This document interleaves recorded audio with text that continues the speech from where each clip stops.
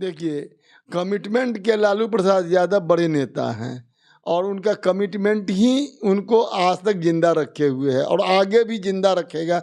हमको लगता है कि आने वाले समय में तेजस्वी जिस तरह से कुछ अपने आप में कुछ अपने स्ट्रेटजी को उन्होंने बदला है, हमको लगता है कि पिताजी से जो कुछ भूल हुई है उस भूल से सबक लेते हुए एक नई रास्ता को बिहार में आगे ले जाने की कोशिश कर रहे हैं। हम इसी रूप में उसको देखते हैं।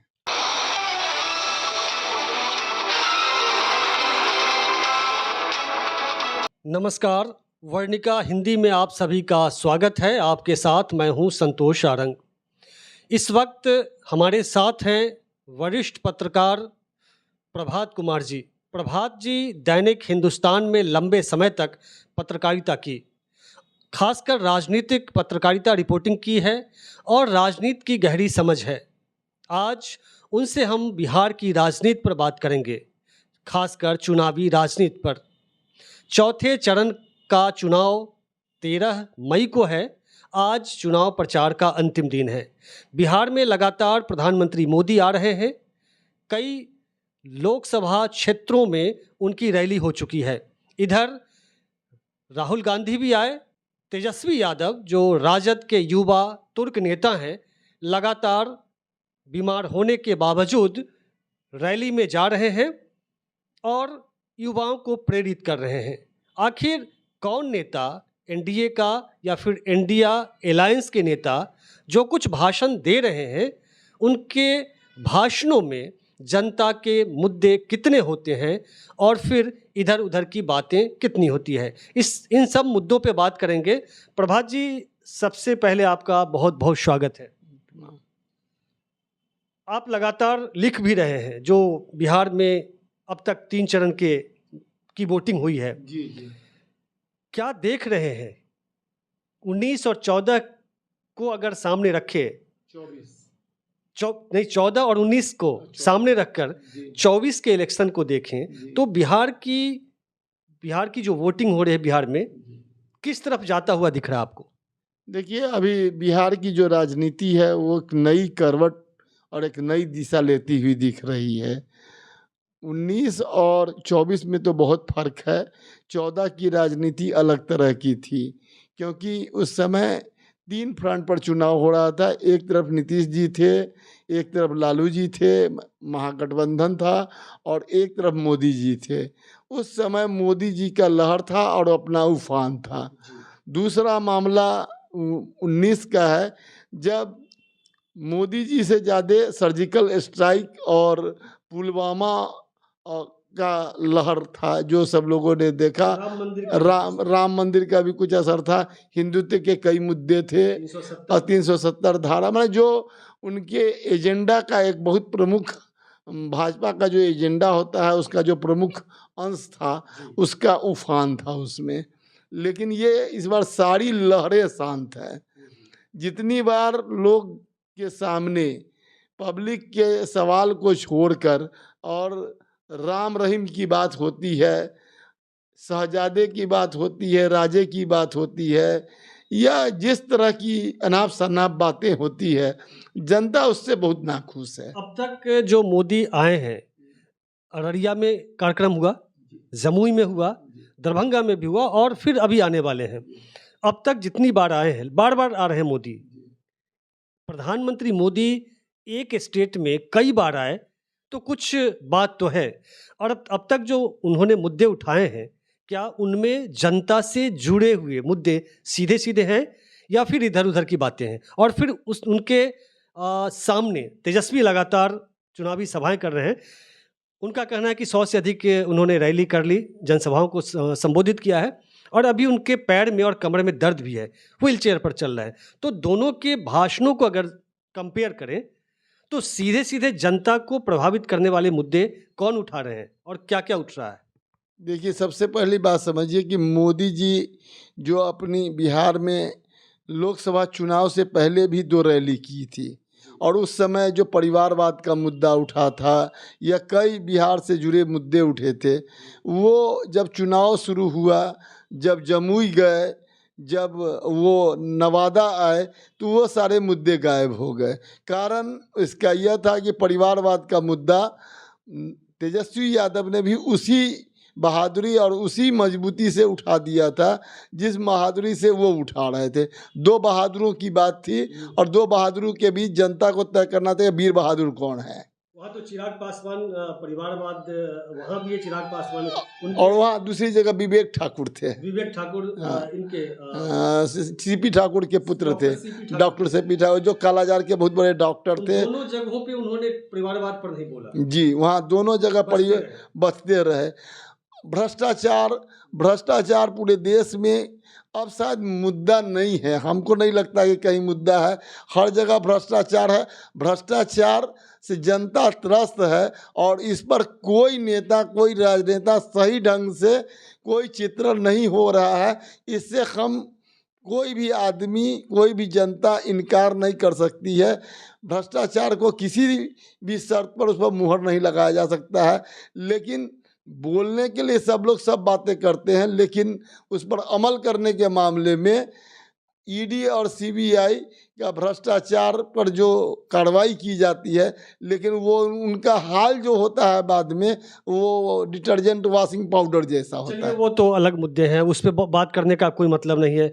प्रधानमंत्री मोदी कहते हैं कि हम भ्रष्टाचार के खिलाफ गारंटी की गारंटी है, लेकिन सारे भ्रष्टाचारी बीजेपी में चले आते हैं, वो बहुत बड़ा मुद्दा नहीं है। लेकिन नीतीश कुमार लगातार लालू प्रसाद यादव, तेजस्वी यादव के परिवार पर हमला कर रहे हैं, लगातार परिवारवाद, इतने बच्चे उतने बच्चे। नीतीश कुमार के 17 साल के का काम नहीं है जो उस पर नहीं बोल करके और परिवारवाद पर हमला करते हैं। क्या परिवारवाद पर जनता कन्विंस होगी? और इसके बावजूद लालू प्रसाद यादव और तेजस्वी यादव नीतीश कुमार पर जोरदार हमला नहीं कर रहे हैं। क्या कुछ भीतर भीतर कुछ चल रहा है क्या? देखिए, हम ये तो नहीं बता सकते कि भीतर भीतर क्या चल रहा है, लेकिन सबसे बड़ी बात ये है कि नीतीश कुमार इन दिनों जिस हालत में चल रहे हैं, जो कुछ माने जो पॉलिटिकल क्राइसिस का जो दौर बिहार में शुरू हुआ, जो पॉलिटिकल क्राइसिस है बिहार में, उससे इतना ज़्यादा वह माने अस्वस्थ हो चुके हैं। उसको कहिए कि मानसिक और शारीरिक दोनों रूप से उनका थकावट कभी कभी दिखता है, जिससे जनता काफ़ी दुखी भी होती है, उनके शुभचिंतकों को बड़ा निराशा होती है। नीतीश कुमार एक ऐसे व्यक्ति है, एक ऐसे नेता हैं, बिहार के एक ऐसे मुख्यमंत्री हैं जिसने विकास का निश्चित तौर पर बिहार में एक मॉडल बनाया है, और यह मॉडल केंद्र और राज्य दोनों सरकार के पूरे असहयोग के बीच भी बना है। अधिकारियों का एक वर्ग है जो नीतीश कुमार को रोड मॉडल बनाने से भी रोकता है, उसके बावजूद भी वह कुछ कुछ करते रहते हैं। केंद्र का भरपूर सहयोग नहीं मिलता है, उसके बावजूद भी वह बिहार के लिए काम करते रहे हैं। लेकिन यह बात नहीं, लेकिन हमको भी बड़ा आश्चर्य होता है। हमारा एक व्यक्तिगत संबंध भी रहा है, जब हम लोग छात्र राजनीति करते रहे हैं उस समय से उनसे मेरा सरोकार रहा है और वो साफ सुथरे व्यक्ति रहे हैं। लेकिन इन दिनों जिस तरह से उनकी भाषा की शालीनता खत्म हो रही है, बातचीत में जो ओछापन आ रहा है, उसको ओछापन ही कहेंगे। माने साड़ी और वो ब्लाउजों के भीतर झांकना किसी राजनेता के लिए उचित नहीं है। किसी नेता के लिए व्यक्तिगत आक्षेप इस तरह का बच्चों के बारे में, परिवार के बारे में मेरे समझ से उचित नहीं है। हम मुख्यमंत्री जी के इस व्यवहार से स्वयं क्षुब्ध और नाराज हैं। तेजस्वी यादव जो भाषण में बोल रहे हैं, जिन मुद्दों मसलों को उठा रहे हैं, और ख़ास करके इधर अभी कई दिनों से वो भाषण में प्रधानमंत्री मोदी के पुराने 14 और 19 के बीच के जो भाषण रहे हैं, जनता से किए वादों का एक कंपाइल करके ऑडियो रूप में सुना रहे हैं। और दूसरा कि व्हील चेयर पर चल रहे हैं, कमर जो वो होता है, बेल्ट होता है, कमर का बेल्ट, वो दिखा रहे हैं कि देखो। और वो कह रहे हैं, पत्रकार को भी कहा है कि बेरोजगारी का जो दर्द है, जो गरीबी का दर्द है, उस दर्द के सामने मेरा दर्द क्या है। यह जो नरेशन है, यह जो कथन है, ये जो बयान है, यह भाषण है, पब्लिक को बहुत खींच रहा है, आकर्षित कर रहा है। तेजस्वी यादव के भाषणों में जनता के मुद्दे कितने हैं, क्या ये भी झूठ बोल रहे हैं या बरगला रहे हैं या जेन्युइन चीज़ें हैं?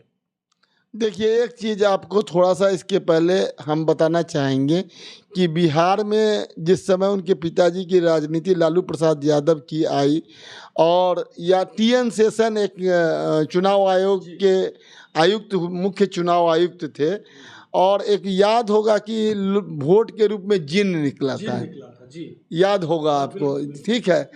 तो जनता से, गरीबी से भ्रष्ट माने किस तरह का कनेक्ट रहा है लालू प्रसाद यादव का, और वो उनके पुत्र हैं, वो कनेक्ट आज भी मौजूद है। उस जिन को हम लोग वो कोशिश कर रहे हैं कि वो जिन मेरा वापस आ जाए, वापस आ जाए।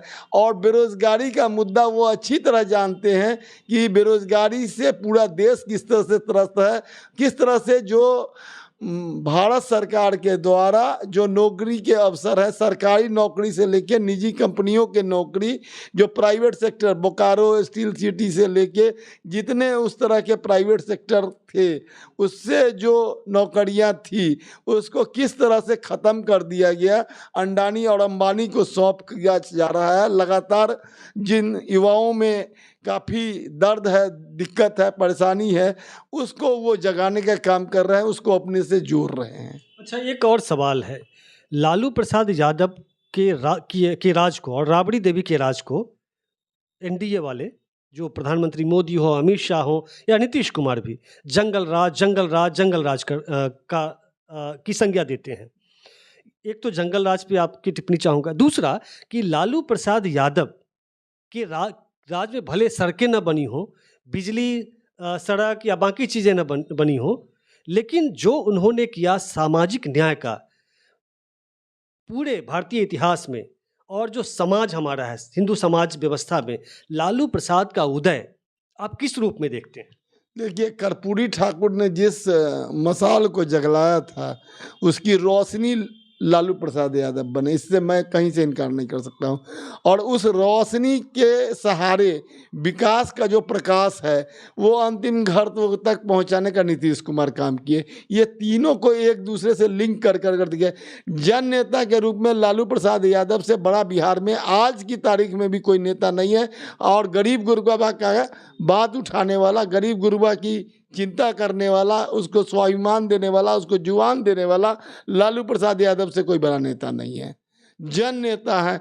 नीतीश कुमार विकास के नेता हैं। उस सोच को गरीबों के घर तक, पिछड़ों के घर तक, जो माने वंचित लोग हैं, अकलियत के हों या जो भी हों, उनके तक पहुंचाने के लिए जो अच्छी से अच्छी योजनाएं हैं उन्होंने जरूर लागू किया। लेकिन उनका जो तंत्र था, जिसको कहते हैं अफसर का तंत्र, वो अफसर का तंत्र उसको सही ढंग से आज तक इम्प्लीमेंट नहीं होने दिया, जिसके कारण वह इतना अच्छा कार्य करके भी माने उसका जो उनके साथ श्रेय जुड़ना चाहिए था, और जो राजनीति में उनके साथ लोग हैं, माने वो लोग भी उनको, उनकी योजनाओं को, उनका लाभ उनका पब्लिक इम्पैक्ट के साथ जोड़कर उनको मिले, ये नहीं चाहा। ये बेईमानी हुई है।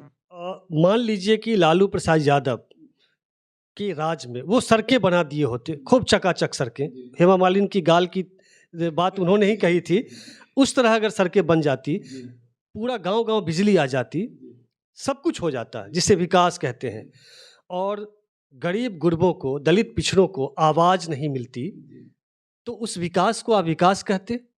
देखिए, हम लालू प्रसाद यादव और नीतीश कुमार को अलग अलग नहीं मानते। नीतीश की बात अभी नहीं कर रहे हैं, लालू प्रसाद की। आप एक मिनट सुन लीजिए, मेरी बात को सुन लीजिए, तो फिर हमारा वाक्य पूरा हो जाएगा। देखिए, ये दोनों का जो कहा जाता है कि छोटा भाई और बड़ा भाई, तो मेरे कहने का मतलब अलग जगाने का काम हम आपको पहले भी बोले कि लालू प्रसाद यादव किए। और जो माने जब तक बिहार को माने एक ताकत नहीं दी जाती, लोगों को जगाया नहीं जाता, उन्होंने जिस काम को शुरू किया लालू प्रसाद यादव, उसी का अगला चरण, उसका अगला मुकाम हम नीतीश कुमार के विकास को मानते हैं। हम नीतीश के विकास, लेकिन जो लालू प्रसाद यादव जो काम किए सामाजिक विकास का, सामाजिक चेतना का, और पिछड़ों के मनोबल का को बढ़ाने का, ताकत को भरने का, उसका कोई दूसरा उदाहरण इस बिहार में नहीं है। बिहार की देश में नहीं, देश में भी नहीं, पॉलिटिकली तो नहीं नहीं है, नहीं। अगर मान लीजिए कि ये मिस हो जाता, लालू प्रसाद यादव अगर उस काम को नहीं करते, तो आज दलित पिछड़े समाज के लोगों का, उसकी राजनीतिक चेतना का या राजनीतिक जो भागीदारी है उसका क्या होता?